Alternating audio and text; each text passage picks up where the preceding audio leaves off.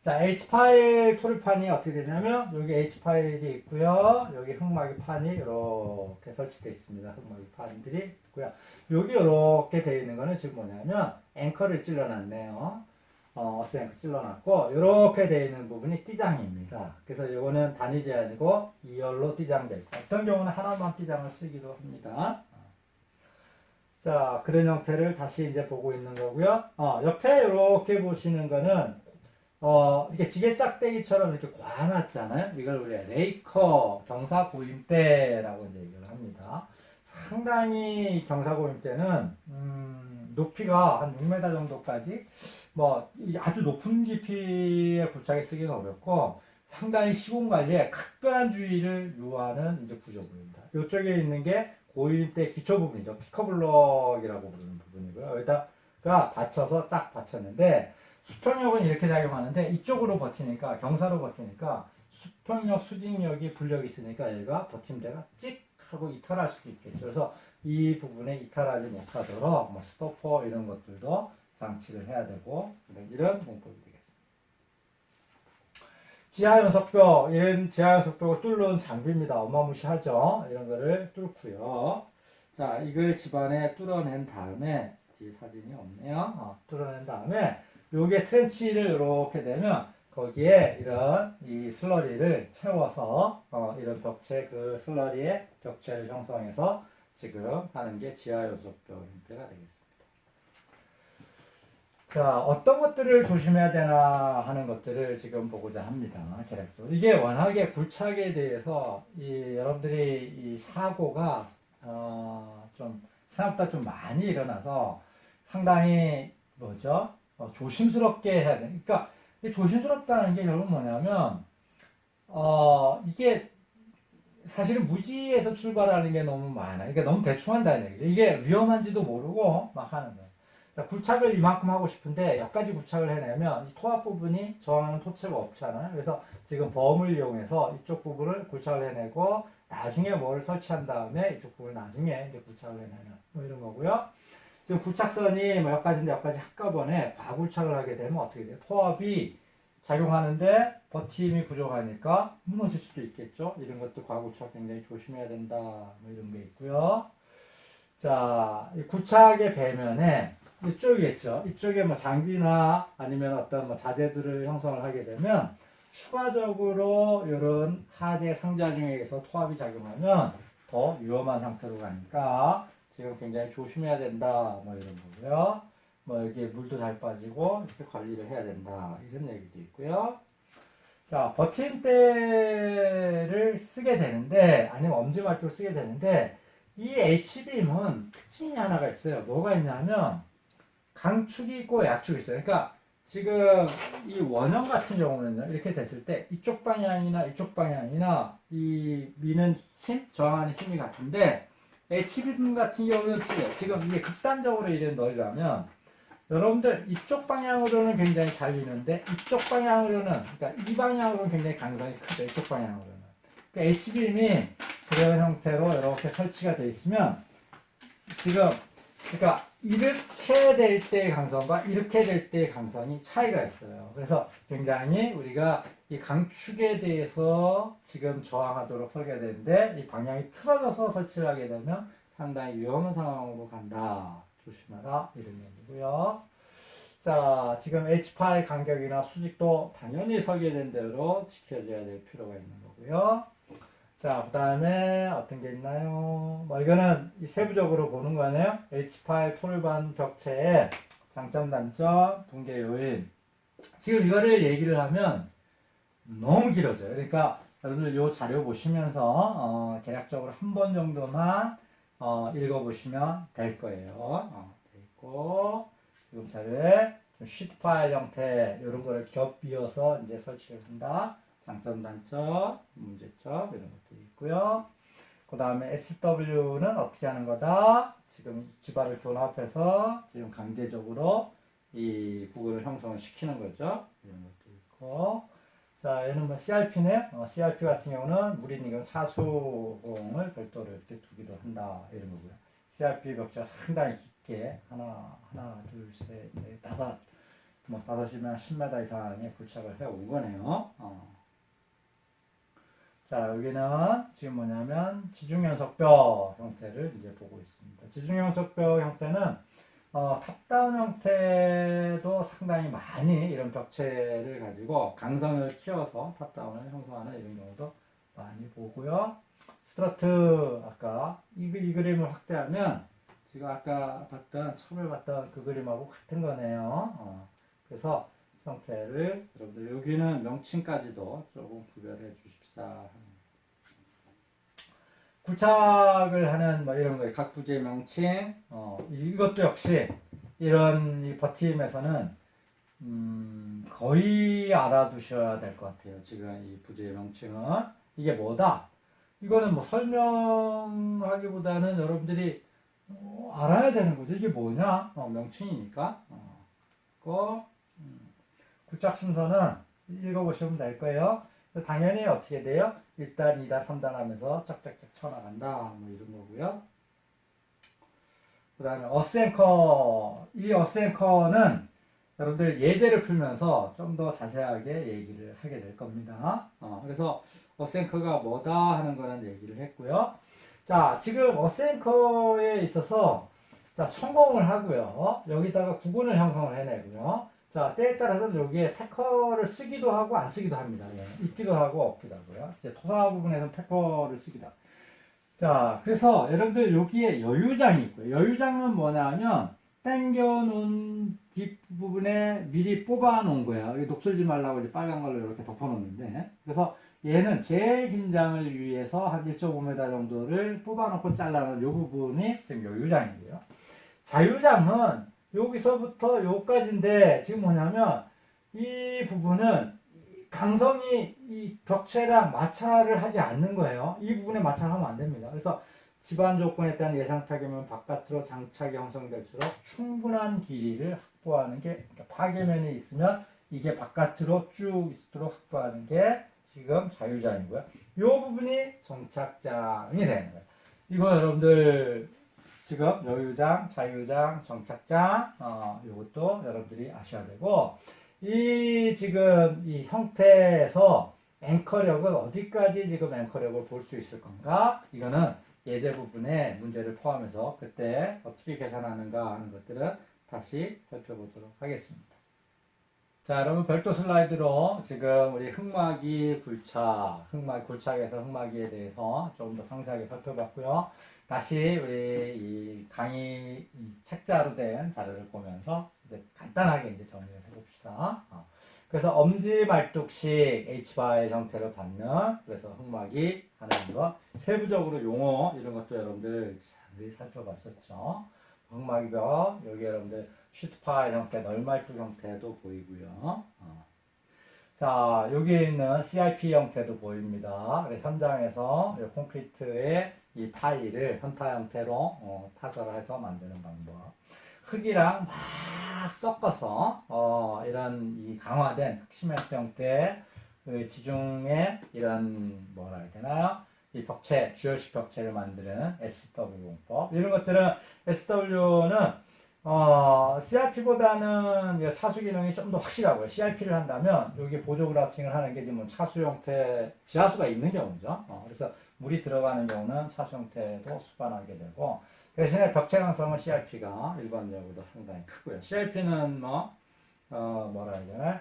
때에 따라서는 아주 소형의 현타말뚝 형태로 대용해서 쓰기도 하는데, 사실은 이런 말뚝 형태로 쓰기에는 말뚝의 건전성 확보가 좀 어렵기 때문에 상당히 좀 조심을 해서 지금 써야 되는 그런 부분이 되겠습니다. 자, 흑마기 공법의 계획 및 설계 시 고려사항이 어떻게 되어 있나 하는 걸 봅시다. 자, 흑마기 공법을 할 때는 지형 조건 시공성이 어떻게 되느냐, 토층의 지하수익이 어떻게 되느냐, 자, 인적 구조물이 얼마만큼 떨어져 있느냐 없느냐, 이거 어떤 식으로 구착을 할 거냐가 굉장히 좌우됩니다. 지하 매설물이 있느냐, 소음, 진도, 만약에 도심에 한다고 하면 구착을 발파에 의해서 하기는 쉽지 않겠죠. 만약에 연암, 지금 보통한 경암, 이런 형태 나와서 굴착 난이도가 발파에 의해서 꼭 하게 된다면 필히 저소음, 무진동 뭐 이런 지금 무진동이라는 미진동 이런 발파공법을 이제 쓰게 되겠죠. 그래서 이런 것들을 일반적으로 고려해야 된다 이런 얘기. 자, 흙막이 구조물의 안전 검토를 하는데요. 이 부분은 사실은요, 여러분들 토질역학 시간에 한 번 정도 언급을 했던 내용이에요. 그 부분을 간단하게 지금 여러분들하고 복습하는 정도, 그러니까 간단하게 할 겁니다. 그래서 지금 여러분들 이 토질역학적인 베이스를 가지시는 게 굉장히 중요한 부분이 되겠습니다. 자, 먼저 지금 토리벽체의 안정성을 검토하는데 활동전도 기초지반의 안정성을 검토하고요. 그 다음에 부재의 안정성을 검토하고요. 자, 그 다음에 불참이 됐을 때, 즉 히빙 및 보일링을 검토하는 이 부분이 지금 여러분들하고 관련입니다. 자, 히빙은 뭐냐면 원래 이제 집안이 이렇게 생겼었어요. 이게 평평했죠. 물론 경사가 약간 쓰던 돼 있는데 굴착을 한쪽을 굴착을 하고 한쪽을 굴착을 안 했습니다. 자, 그러면 이렇게 바뀌었죠, 그죠? 자, 이런 식으로 이제 바뀐 거예요. 이쪽을 거꾸로 그랬나요? 하여튼. 그러면 이쪽은 어떻게 돼요? 강하게 밀고 있고 여기는 약하게 밀고 있죠. 그러면 어떻게 돼요? 여러분들 마치 뭐냐면 평평한 이 지형에 한쪽은 아주 강하게 밀면 어떤 일이 생기냐면 이렇게 뭐예요? 한쪽이 가만히 있는데 한쪽 꽉 눌러버리면 한쪽이 확 하면서 한쪽은 어떻게 돼? 올라오겠죠? 얘를 꽉 누른 형태니까 이쪽이 올라붙겠죠? 그죠? 이거를 우리가 뭐라고 얘기하냐면 히빙이라고 얘기합니다. 융기하는 거예요. 융기하는 게 사실은 융기하는 것 자체가 문제가 아니라 융기가 왜 하느냐 하면 지금 있는 거에 전단의 파괴에 의해서 얘가 이렇게 해서 파괴에 의해서 융기를 하는 거니까 이 벽체 구조물의 안정성에 치명적인 영향을 주는 거예요. 그래서 그거를 지금 발생하지 않도록 만들어야겠죠. 그래서 파괴시키려고 하는 이유는 뭐냐면 요 W가 파괴시키려고 하는 거고요. 저항하는 뭐인 거예요? 요 파괴면에서 전단 강도로서 저항하고 있는 거예요. 그래서 지금 우리가 그거의 B를 따지는 겁니다. 자, 파괴시키려고 드라이빙 하는 부분은 식은 생략합니다. 생략이 아니라 설명만 생략합니다. 위의 상자 중에 의해서 얘가 돌려고 하는 거, 요 무게에 의해서 돌려고 하는 거. 저항하는 거는 요 전단 강도가 이렇게 저항하는 거. 그래서 우리가 회전에 대한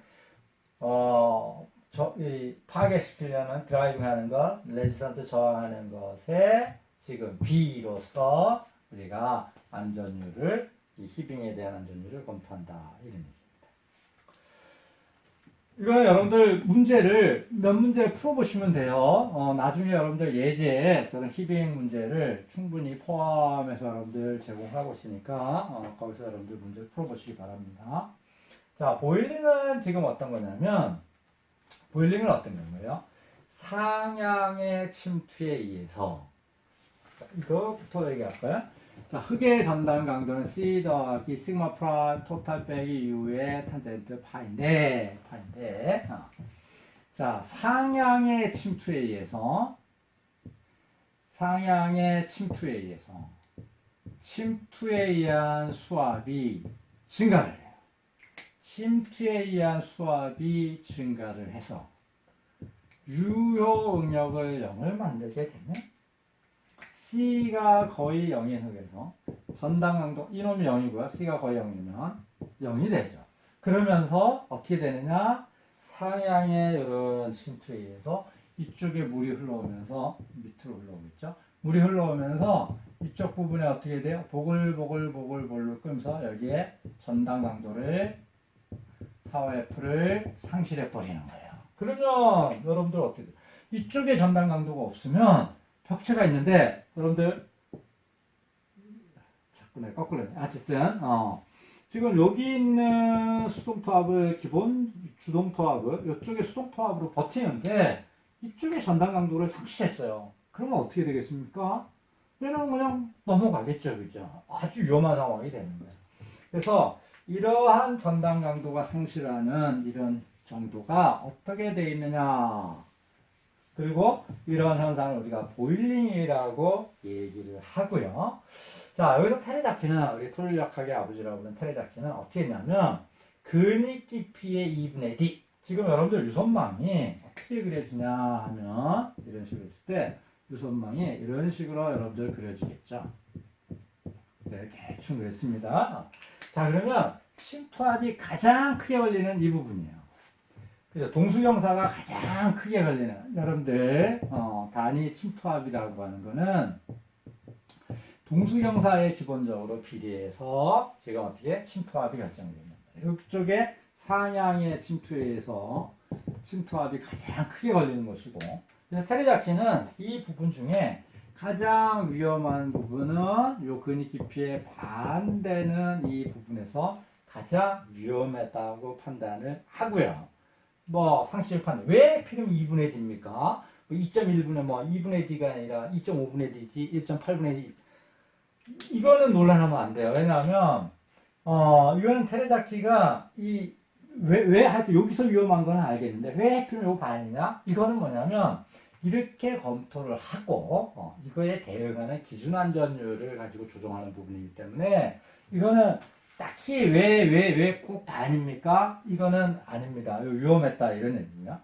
자, 그래서 요게 저항하는 거 얘가 이제 보일링에 파괴하려고 하는 거죠. 이거의 힘의 비로 안전율을 결정을 한다 이런 얘기예요. 이때 여러분들 이건 토리력학적인 얘기가 되는데 뭐가 들어가냐면 요게 한계동수경사라는 게 들어가고요. 그리고 요 부분에서는 평균동수경사는 다음처럼 결정을 한다 이런 거고, 한계동수경사는 지금 우리가 흑의 삼상관계 이런 지수하고도 관련이 돼 있다 이런 이제 문제 있어요.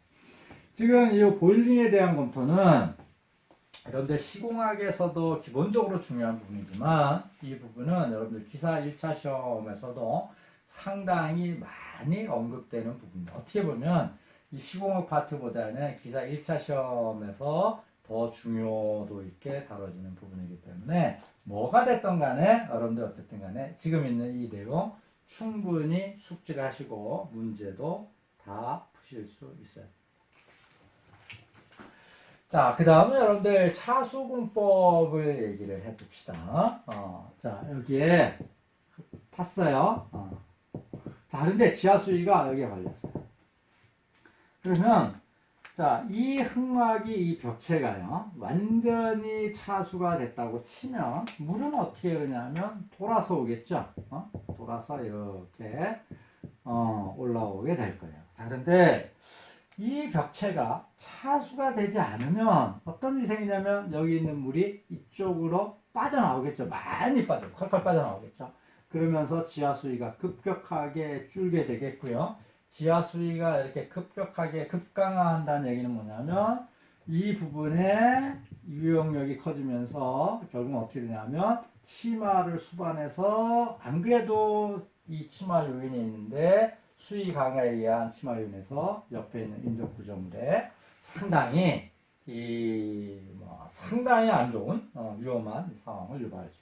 자, 그래서 이 수위가 있는 이런 굴착에 대해서는 이 벽체가 차수 형태를 가져야 되는데 여러분들 지금 이 H빔 형태, H빔의 지금 돌파 흑막이 판을 된 형태라든가 뭐 CIP라든가 이런 형태의 흑막이 벽체는 완벽한 차수를 기대하기가 사실은 굉장히 어렵습니다. 뭐 시트 파일이라든가 아니면 연속벽 같은 경우는 차수 기능을 상당히 가지고 있다고 우리가 얘기를 하죠. 그래서 벽체에서 차수 기능을 못 갖고 있을 때는 요 뒤에다가 다시 차수판을 둡니다.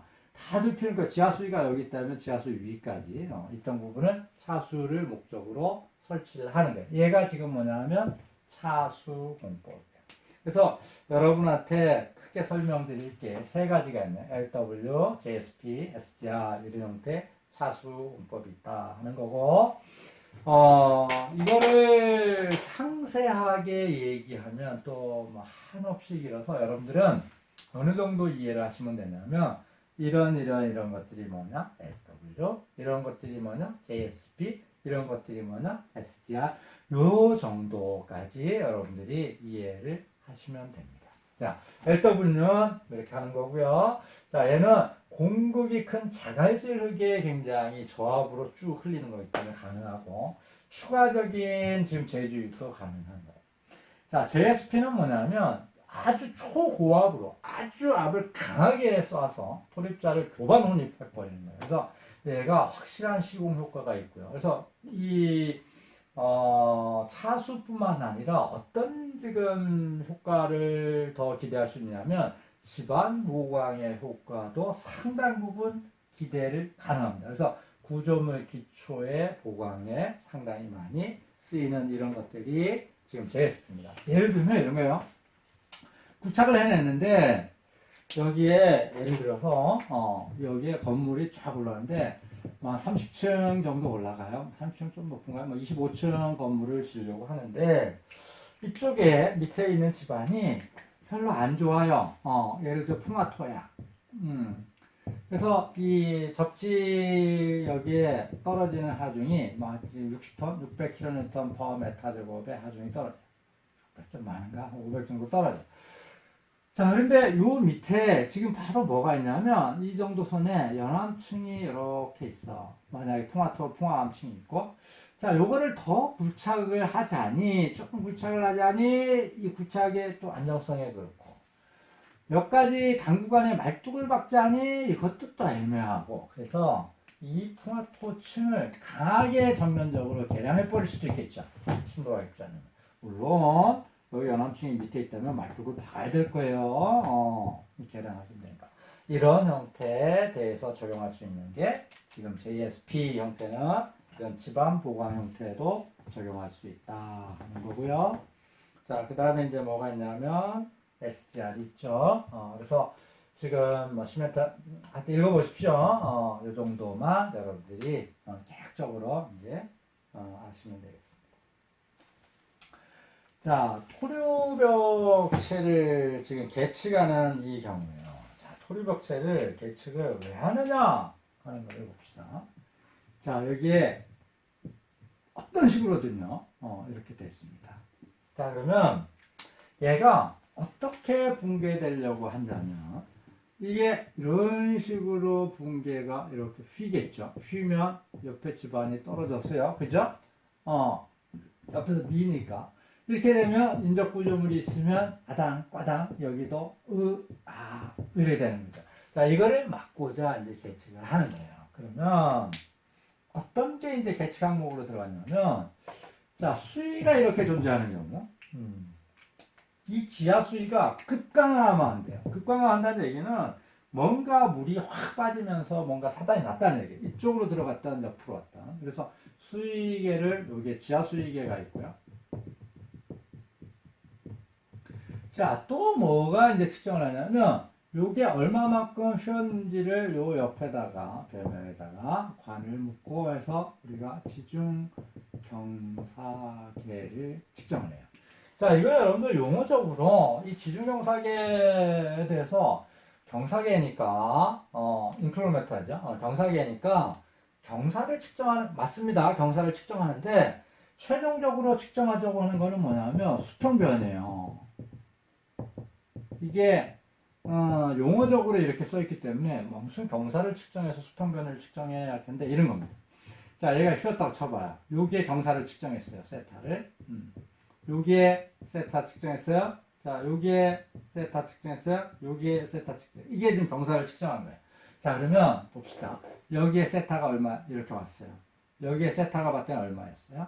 자, 여기에 봤더니 얼마였어요? 얼마였어요? 그러면 뭐를 자, 옆에 수평 방향에 내가 얼마만큼 변형이 되는지를 측정할 수 있는 게 얘가 지금 뭐냐면 지중경사계라고 이제 부르는 겁니다. 자, 만약에 여기에 앵커로 이렇게 지지되어 있다면, 그라운드 앵커로 지지되어 있다면 이 앵커의 장력이 얼마가 되어 있는지를 봐야겠죠. 앵커 장력을 평가하는 게 하중계 형태로 평가를 하고요. 자, 버팀이 지금 이런 스트러트 형태의 버팀이 됐다면 여기에 변형률계를 달아서 얘가 과도하게 지금 힘을 받고 있는지 아닌지를 체크하게 되겠고요. 자, 이 부분에서는 얼마만큼 이렇게 주저앉는지를 평가해요. 이게 지표 치마계로 얘를 측정을 하게 되고요. 만약에 옆에 구조물이 있어요. 그러면 구조물이 얼마만큼 끼우뚱했느냐 이런 게 구조물 영상에 구조물 중에 일부 막 균열이 가요. 막 그러니까 여러분들 뭐 굴착공사 옆에 있으면 와 굴착공사에 의해서 우리 집에 벽에 금이 갔어요. 문이 잘 안 열려요. 뭐 이런 거. 그래서 그런 것들을 측정하는 게 지금 뭐냐면 균열 측정계 이런 걸 가지고 이 옆에 인적 구조물에서 이 안정성을 이제 평가하는 이런 상황이 되겠습니다. 자, 그래서 어떤 게 들어갔는지를 여러분들 잘 보셔야 돼요. 자, 여기 지중경사하게 수평 변이 측정하려고 지하수위기에 들어갔고요. 그죠? 그러고 나서 이런 지금 버팀의 안정성을 평가하기 위해서 뭐가 들어가요? 변형률계, 하중계 이런 것들이 들어가고 인접 집안의 이런 안정성을 보기 위해서 구조물의 안정성을 보기 위해서 건물 영사계 또는 균열계 그리고 인접 집안의 치마 이런 형태를 보기 위해서 지표치마계, 지표치마판 뭐 이런 것들이 전체적으로 들어갑니다. 자, 그래서 이런 것들은 지금 한 단면 세션에 대해서 그런 거고요. 이게 부지 구착이 평면상에서 막 이렇게 복잡하게 막 나왔다 이거예요. 그러면 어디가 무너질지 모르잖아요. 그러면 여기 두 개일까요? 여기 뭐 하여튼 위험한데 측정한데 요런데 상당히 이제 위험한 꼭갖고 위험한 부분이 되니까 이런 부분에 대해서 집중적으로 계측기를 설치를 해서 안정성을 굴착에 대한 안정성을 관리하게 되는 겁니다. 그래서 이런 굴착공사 우리로 보면 지하철, 지하차도 이런 거 있고 지금 이제 건축 보면 이제 건축에 있어서 우리 터파기를 하는 이런 부분도 상당히 이제 이 우리 계측의 관리가 굉장히 중요합니다. 그래서 사실은 여러분들이 계측의 중요성을 여러분들이 사전에 계산을 하고 구조성의 안정성을 평가하는 것 굉장히 중요합니다. 그렇지만 이게 이 계산을 하고 뭐 하는 이 해석의 방법 이런 것보다 나머지의 변동 요인이 상당히 많이 있어요.